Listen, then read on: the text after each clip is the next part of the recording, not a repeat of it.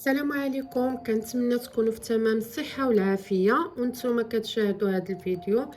صراحه كان عيد ميلاد بنتي واتصلوا بيا صحاباتها بغاو يديروا ليها مفاجاه ويجيو لعندها للدار، فقررت انني نصاوب ليهم بعض المأكولات اللي ما قدرتش نصور كل شيء لضيق الوقت، راكم عارفين مع التصوير، لكن غادي نحط لكم كل حاجه بوحديتها باش ما يجيكمش الفيديو طويل.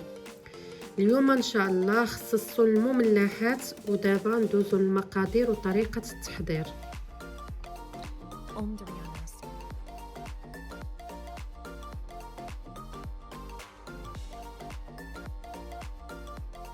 غادي ناخذ الطوس، غناخذ واحد 4، غادي نقادهم بحال هكذا. غادي نحاول انني نحيد ليهم هاد الجناب ديالهم.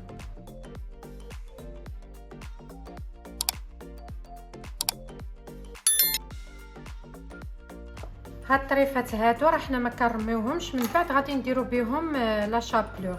غادي نحاولوا اننا نلصقوهم هكذا واحد شويه، نديروا لهم الدلاك.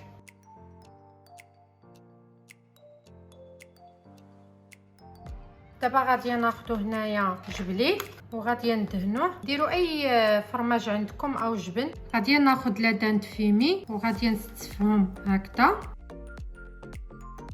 هنايا بعد ما استفت هذا الفرماج ساندويتش غادي ندير دابا واحد شويه ديال الزعتر غير هكذا من الفوق باش يزيد لينا شويه ديال البنه صافي. وغادي نبدا كنروليه غير هكذا غير بشويه. دابا غادي ندير ليهم السلوفان وغادي نحاول نزير واحد شويه وغادي نحطو في الثلاجه ساعه ولا ساعتين وغادي نقادو. هنايا في المملحه الثانيه ديال الطوست اللي غادي نديرو، هنايا عندي زيتون كحل اللي شديته قطعته شويه رقيق، غادي نضيف ليه غير واحد شويه هكا ديال زيت الزيتون وغادي نضيف ليه الزعتر صافي وغادي نخلطوه. هنايا غادي ناخذ هاد الطوست، غادي نقطع هاد الوريدات هادي وغادي نرجع باش نزينوهم ان شاء الله. غادي ناخذوا هاد الفرماج ساندويتش اللي في هاد اللون الابيض وغادي نديروهم حتى هما نفس الشكل. غادي ناخذوا دابا هاد الوريدات وغادي نديروا ليهم الزيتون على هاد الشكل.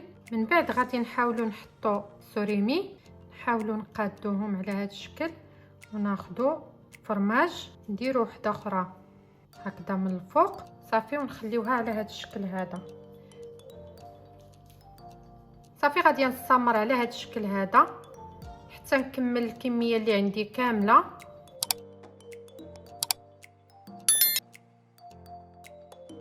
دابا كيف ما شفتوا انا ساليت هذا الشكل هذا درته في السلوفان، غادي نديرو في الثلاجه حتى نحتاجو وعاد غادي نجبدو ان شاء الله.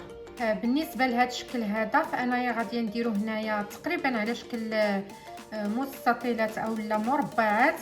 غادي ندير في الحشوه ان شاء الله كاشير او المورتاديلا، غادي ندير الزيتون مقطع، غادي ندير الطون وشاط ليا واحد شويه ديال سوريمي زدتو هنايا، غادي ندير مايونيز، غادي ندير جبن كريمي اي جبن عندكم يمكن لكم تستخدموه، غادي ندير المايز، شويه ديال الملح شويه ديال الابزار عفوا وشويه ديال الملح صافي. غادي ندوز ان شاء الله باش غادي نخلط.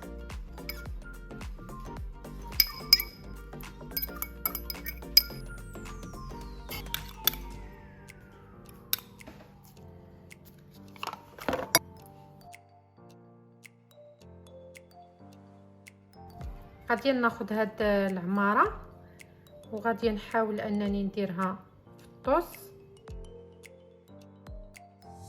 صافي. غادي نستمر حتى غادي نسالي وغادي نجمعهم بالسلوفان ونديرهم في الثلاجه.